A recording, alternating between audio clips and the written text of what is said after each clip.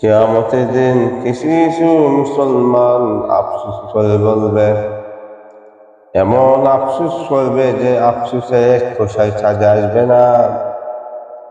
যারাই শুধু দুনিয়া দুনিয়া দুনিয়ায় করতেন, দুনিয়ার চিন্তা করতেন, দুনিয়ার হতাশা ছিলেন, দুনিয়ার প্রতি মায়া ছিল, দুনিয়ার প্রতি মোহাম্মত ছিল, দুনিয়ার প্রতি ইন্টারেস্ট ছিল, দুনিয়ার প্রতি আকৃষ্ট ছিলেন, শুধু দুনিয়া দুনিয়া করতেন।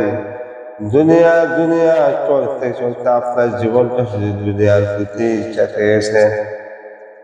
ঘুমাইতে গেলে দুনিয়া, চলতে গেলে দুনিয়া, শুধু দুনিয়া। এই জন্য আমার আল্লাহ তাআলা বলছেন,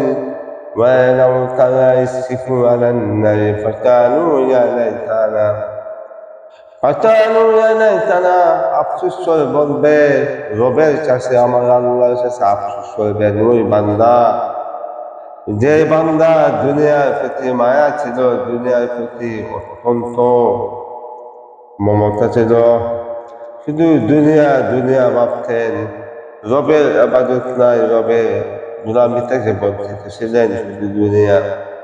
কিভাবে সম্পদ করবেন, কিভাবে বিল্ডিং করবেন, শুধু দুনিয়া দুনিয়াই ভাবতেন।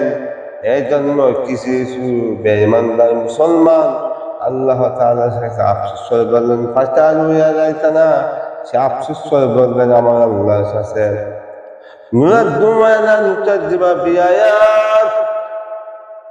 আল্লাহ আমি তোমার আয়াত বিশ্বাস করতাম না, আমি তোমার আয়াত অস্বীকার করতাম। যে কোরআনের আয়াত পয়গম্বর বুঝিয়েছিল, দুনিয়াতে বুঝাইছিল, প্রচার করেছিল, আলেম গুলো দুনিয়াতে বুঝাইছে, বড় বড় আলেম বুঝাইছে, কিন্তু আমরা মনে দিয়ে শুনি না তোমার আয়াত। এক কান দিয়ে দুসে আর এক কান দিয়ে কোরআনের আয়াত বের হয়ে গেছে, আমল করতে পারি নাই।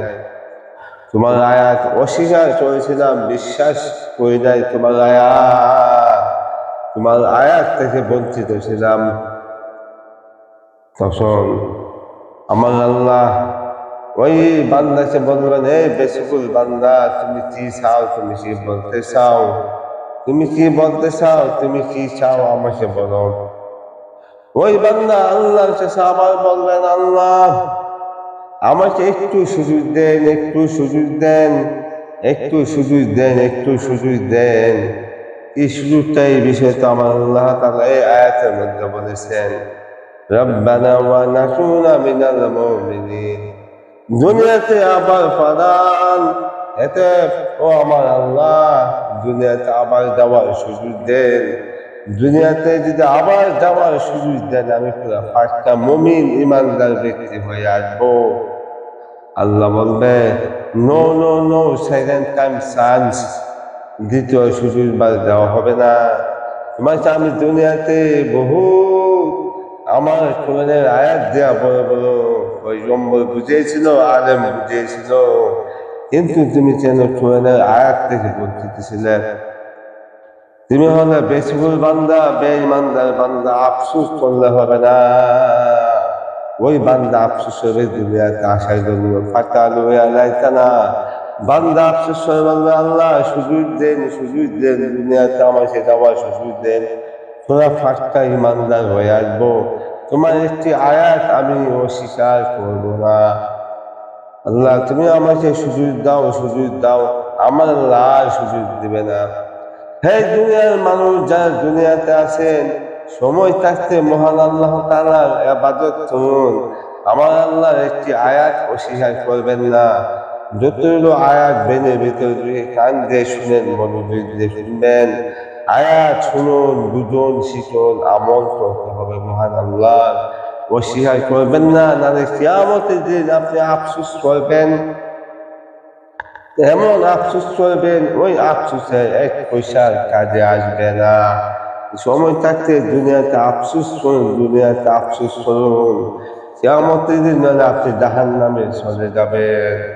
তারপর আমার আল্লাহ তাআলা বলছেন, ইউরাফুল মুজরিমুনা বিসিমাহুম ফায়ুতাজু বিন-নাসি ওয়াল আযলাম। ও বেঈমানদার, অপরাধী, অপরাধী তার পরিচয় কিভাবে পাবে? সে যে বেঈমানদার অপরাধীর পরিচয় পাবে তার চেহারা দেখে। তার চেহারাটা কালো শুষ্কিত ময়লা হয়ে যাবে, তার চেহারার মধ্যে কোনো উজ্জ্বল থাকবে না, তার চেহারাটা ময়লা হয়ে যাবে। তখন ওই অপরাধী ব্যক্তিকে চুল ধরে টেনে টেনে জাহান্নামে নেওয়া হবে। জাহান্নামে নেওয়া হবে কিয়ামতের দিন। এই জন্য মুসলমান দুনিয়াতে আফসোস করুন,